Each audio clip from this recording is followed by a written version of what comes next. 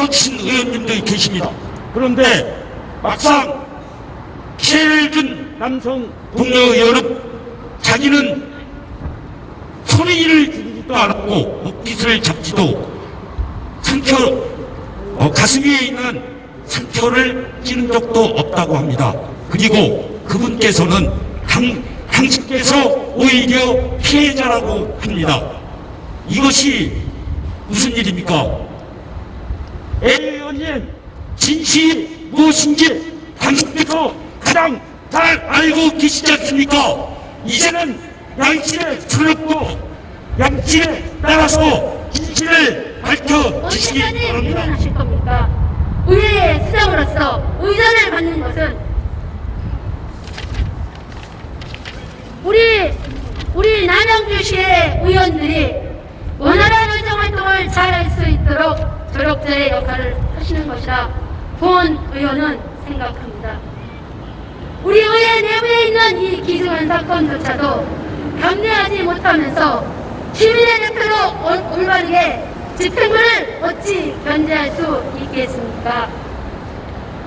존경하는 이찬양 의장님, 우리 남양시 의회에서 정말로 보고 싶은 것만 보지 마시고 듣고 싶은 것만 듣지 마시고 본 의원 시민의 대표로 온전히 원활한 의정활동을 할 수 있도록 사건의 중심의 남성을 즉각 정무조치, 격리조치를 취할 것을 다시 한번 간곡히 이 자리에서 요청드립니다. 저를 더 이상 사지로 몰아넣지 말아 주십시오. 본의원은 그저 힘없는 남양주시의 여성 의원일 뿐입니다. 남양주시 의회에서는 이 사건을 계기로 앞으로 두 번 다시 이러한 일이 일어나지 않기를 바라는 마음에 이 자리에 이렇게 나서게 되었습니다. 저는 이 사건을 진행하면서 계란으로 파헤치는 느낌이었습니다. 그러나 낙수물은 바위에 구멍을 뚫는다고 했습니다. 저는 이 사건이 최소한 남양주시에서는 여성 인격 모독 또는 성평등의 낙수물과 같은 역할을 할 수 있을 거라 믿습니다. 여러분, 저와 같이 남양주 시민 여러분, 저와 같이 낙수물이 되어 주십시오. 이 자리를 빌어 시민 여러분께 호소 드립니다. 성적 수치심과 모멸감으로 지쳐가는 남양주시의 한 여성위원회 호소였습니다. 감사합니다.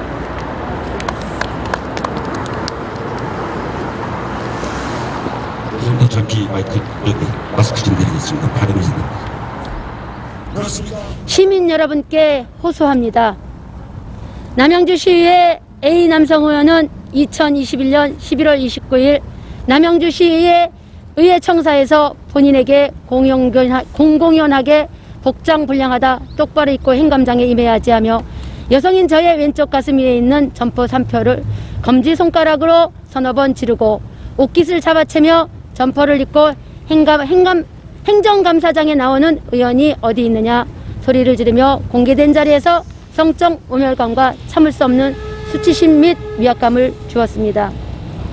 A 남성 의원은 이러한 자신의 행동이 문제가 되자 본인의 행동을 인정하고 형식상 사과를 하였으나 그날 저녁 자신의 블로그에 잘잘못을 떠나 대인배답게 넓은 아량을 베풀고 진흙탕에 함께 빠져 아까운 시간을 낭비할 수는 없으니까요 라는 글을 올렸는데, 이 글에 따르면 저를 소인배에 비유하고 제가 복장평가에 대한 문제 삼는 행위를 진흙탕에 비유한 것으로 재차 공공연히 여성인 저를 모욕하였으며 심각한 모멸감과 성적 수치심을 느끼게 하는 한편 사회적 평판에 심각한 훼손을 입혔습니다.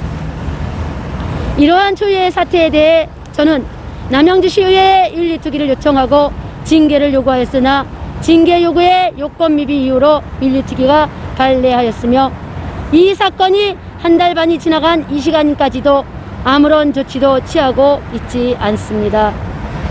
또한 2022년 1월 19일 정례회 본회의장에서 신상 발언을 하며 남양주시의회 조례 19조 5항에 의거하여 사건의 중심이 된 남성 의원을 즉각 격리 조치 취해 주실 것을 요청하였으나 이 또한 저의 의견이 외면되었습니다. 오히려 몇몇 동료 의원들이 사건을 묵인하고 피해자인 본인을 가해자로 만들어 본회의장에서 신상 발언을 한 내용을 가지고 남양주시 의회를 돌발적인 발언으로 모욕시켰다고 말하며 거짓말을 했다고 제재와 사과를 요청하고 있습니다. 목격자도 있고 목격자의 증언과 확인된 사실도 있는데 정작 가해 남성 A 의원의 소리는 지른 적도 없고 몸에 손을 댄 적도 없다고 주장하고 있습니다. 문제 가해자 A 남성 의원은 이 사건에 대해 분노를 금치 못한다고 말했으며 이러한 사항을 언론 보도와 고소한 내용을 본인에게 상의하지 않았다며 상당한 분노를 금치 못한다라고 운영의 시간에 발언하며 거짓말을 했다는 내용과 다시 한번 짚고 넘어가야 한다며 오히려 자신이 피해자라며 여성인 저에게 위압감을 주며 가해로 몰아가고 있습니다. 남양주시의회에서도 이 사건에 대해 아무런 조치도 취하지 않고 있어 시민 여러분께 도움을 요청하고자 호소하는 바입니다. 존경하는 남양주 시민 여러분, 저는 어떻게 해야 하나요? 제발 도와주십시오. 지쳐가는 성적 수치심과 모멸감으로 지쳐가는 남양주시의 여성의원의 호소였습니다. 고맙습니다. 안녕하세요. 저는 국민의힘 남양주 병지구의 김영선입니다. 지금 의원님이 겪으신 이 일에 대해서 보니까 너무 화가 나고 참을 수가 없어서 여기에 동참하게 됐습니다. 저도 여성이기 때문에 그리고 딸을 키우는 엄마로 나중에 이 아이가 어떻게 자랄지 모르지 않습니까? 우리 남양주시 의회에서 여성 의원들이 자리를 잡을 수 있다면 얼마나 좋겠습니까? 지구의 반은 여자일 것입니다. 그 여자들이 쓸 자리를 이렇게 무너뜨리시면 안 되지요. 우리 지구에 있는 모든 여성들을 위하여 우리 남양주시 의회에서도 의장님께서도 우리 이 의원님을 보호해 주셨으면 합니다. A 의원님 빨리 사과하시고 빨리 정리해 주셔서 조용하게 남양주시 의회가 진행될 수 있도록 부탁드립니다. 감사합니다. 여성 의원의 취재를 했는데요. 상대 의원으로서 하실 이야기를 들어보겠습니다. 저는 뭔가에 자기 자신이 후들리는 게 있나, 어디에 뭐가 낀 게 있나, 이런 의도를 자꾸만 저는 가질 수밖에 없어요. 이게 처음에는 없던 내용들이 자꾸만 와전되면서 언론에 보도되고 그렇게 하는 게 누가 몰아세우는 같은 그런 느낌이 좀 가졌다, 이제 그렇게 보고요. 그 회의 정회 중에 일어난 사건에 대해서 본인이 어떻게 보면 언성을 높이고 그렇게 소리를 지르고 자기의 할 얘기를 하면서 한 것이 거의 90%인데 그 내용은 그렇죠. 시민들이 이제 마스크를 갖다가 자꾸만 이제 내리고 있는 상태를 화면에서 보고, 그리고 저도 이렇게 봤을 적에 또 이렇게 화면 스크린을 보면 그 마크가 이제 자꾸만 하얗게 까만 바탕에 그냥 크게 나오니까 보기가 안 좋더라고. 시민들 보기에. 마스크도 안 썼지, 할 때만 올리지. 그래서 얘기를 할까 그러다가 회의 중에 얘기를 하면 저 성격에 또 난리가 날 것 같다 그래서 그냥 회의 끝나고 얘기하지 그러다 까먹었어요. 그러다가 우연히 이제 회의 끝나고 정회를 선언하고 나가는데 이렇게 또 보니까 공무원하고 얘기를 하고 있어서 이렇게 봤더니 마스크를 안 썼더라고. 그래서 이 자세 이렇게 앉아 있고 이렇게 대화를 하는 거예요. 그래서 내가 이렇게 이쪽에서 가면서 그냥 마스크 좀 쓰고 말해, 이렇게 조용히 옆 사람 들을까봐 얘기를 했는데 그냥 이러면서 그냥 너가 뭔데 참견이야, 너나 잘해, 소리를 꽉 지르더라고요. 그래서 내가 그래서 장난인 줄 알고 친구니까 그래도 아이 남복이 안 좋잖아. 그랬더니 어떻게 뭐라 그럴까 이렇게 이쪽에서 앉아있다가 자기가 이 책상을 짚고 이렇게 일어나면서 이렇게 빵빵 이렇게 두세 번을 치는 거야. 그래서 아니 마스크 쓰고 해. 그리고 남복이 안 좋으니까 예? 그 마크도 예? 시민들이 보기에 저거 하고 불미스럽고 우리 의원님들도 저거 하지 그러니 야 참견하지 마. 네가 뭐야 싫어 소리를 지르니까 뭐 벌써 이미 소리 질렀을 적에 다 보고 있었지. 그래서는 아이고 그때 이제 원병일 의원님이 나오셔가지고 그 김영실 의원님을 야단치면서 이렇게 좀 뭐라고 다독이고 격려를 했어. 하지 말라고. 그런 낌새 보이고 그 다음에 박은경 의원이 바로 그 앞에 여기 앉아 있으니까 나와가지고서 팔 딱 잡으면서 아이 위원장님 그냥 참아요. 성질 뭐 알잖아요. 이러면서 이렇게 말려가지고 제가 밖으로 나가서 상황이 종료가 됐는데 그게 이제 며칠 날이야. 전화가 왔어, 기자가. 11월 30일자인가 일이 29일 날 나고 30일 날 저녁인가 6시쯤에 전화가 왔는데 기자가 다음 날 전화 얘기네요. 네, 그런 것 같아. 전화가 와서 그 김영실 의원이랑 뭐 약간 소란한 일이 있었는데 뭐 그런 일이 있었냐 뭐 이래. 그래서 그 약간 언성을 높이고 이런 일이 있었다. 김영실 의원이 그 성격이 있지 않냐 뭔지 이런 식으로 얘기를 했어요. 그래서 그래 아니 옷을 뭐 이렇게 잡고 했다. 그래서 접촉 사실이 없다. 그 뭔 소리냐. 이제 그런 식으로 얘기를 하고서 전화를 이제 끊었는데 기사가 밤 10시인가에 밤 10시인가 10시인가 뭐 저기 누가 기사를 카톡으로 보내줬어요. 보니까 완전히 그냥 뭐야 성적 수치심을 줬다? 뭐 어우 좀 열이 좀 났지 열이. 다음 질문요. 오늘 국민의힘 여성 당원도 여러분들이 나오셨는데 네. 성평등과 인격 모독을 당했다라고 하는 그 부분에 대해서 좀 말씀 부탁드리겠습니다.